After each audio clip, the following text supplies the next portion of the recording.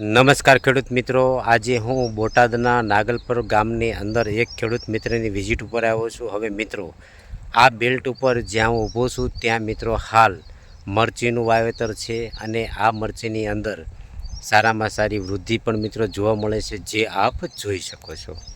હવે મિત્રો, આપ જે મરચી જુઓ છો જેની અંદર મરચું પણ મિત્રો બેસી ગયું છે, જે આપ જોઈ શકો છો. હવે મિત્રો, આ જે મરચી છે એની અંદર છોડ એકદમ તંદુરસ્ત જોવા મળે છે મિત્રો. ધીમી ગતિએ ફાલ પણ આવે છે, આપ જોઈ શકો છો. ફાલ પણ સરસ મજાનો છે મિત્રો અને છોડ એકદમ તંદુરસ્ત છે.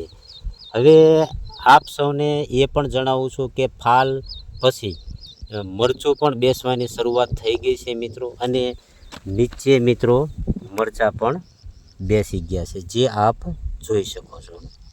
હવે મિત્રો, જ્યારે તમે મરચીનું વાવેતર કરેલું હોય એવા સમયે આપણે મિત્રો ઘણી બધી માવજત કરવાની હોય છે, જેમ કે મિત્રો વાયરસ ન લાગવો, અમુક છોડની અંદર ફૂગ પણ આવી જતી હોય છે, તો આવા બધા પ્રશ્નો થતા હોય છે. તો મિત્રો તમારે સમયસર માવજત કરવાની રહેતી હોય છે. હવે જ્યારે મિત્રો આ જે મરચી તમને જોવા મળે છે એ મરચીનો સ્ટેજ આમ જોવા જઈએ તો જો પિયતની અંદર ફૂલ અને મરચું પણ બેસે છે, એટલે હવે મારી દૃષ્ટિએ 05234 જે મિત્રો આવે છે એનો ઉપયોગ કરવાનો છે.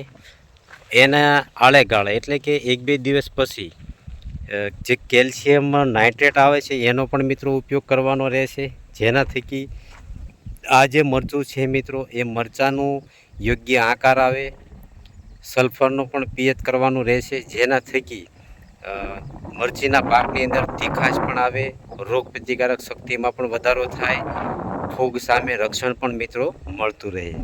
તો મિત્રો હવે જો તમે તમારી મરચીની અંદર યોગ્ય સમયે યોગ્ય ટ્રીટમેન્ટ કરવા માગતા હોય તો આપણે આ જ મરચીની અંદર હાલ જે તમે જુઓ છો એ મરચીની અંદર મિત્રો આપણે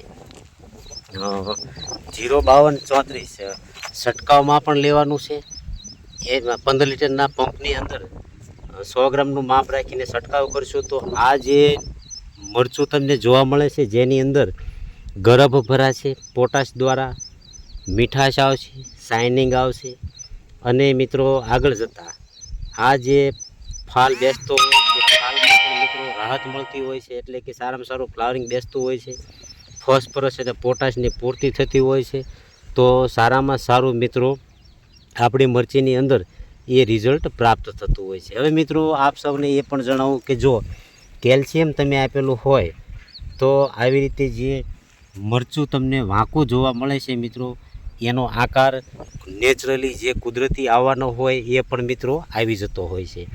તો મરચીની અંદર હાલનો સ્ટેજ તમે જોવા જાઓ તો એક બાજુ ફાલ આવે છે, એક બાજુ મરચાં પણ આવી રહ્યા છે. તો 05234 મિત્રો તમારે પિયતની અંદર 1 વીઘે 1 કિલો અથવા તો 200 ગ્રામનું પેકેટ મળતું હોય તો 1 વીઘા દીઠ 200 ગ્રામનું માપ રાખી પિયત આપવાનું છે. અને ઈયળની દવા મિત્રો તમારે ફરજિયાત રાખવાની છે, જેના થકી આપને જે આ પાન કપાયેલા જોવા મળે છે મિત્રો એનું આપણને રાહત મળી જાય.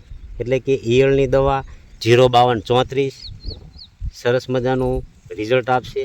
કોઈ થ્રિપ્સનું કે કોઈ જો કોઈ એટક હોય એ મિત્રો તમારે માર્કિંગ કરતું રહેવાનું છે, કે જેના થકી આ મરચીના છોડની અંદર આપણે સારામાં સારો ઉતારો મેળવી શકીએ.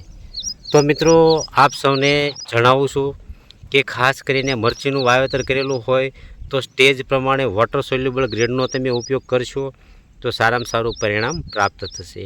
તો મિત્રો આવી રીતે અવનવી માહિતી મેળવવા માટે મારી યુટ્યુબ ચેનલ ખેડૂત સાથીને તમે સબસ્ક્રાઈબ કરો, લાઇક કરો, કે જેના થકી હું આપને યોગ્ય સમયે યોગ્ય માવજત કરાવતો રહું મિત્રો. હસતો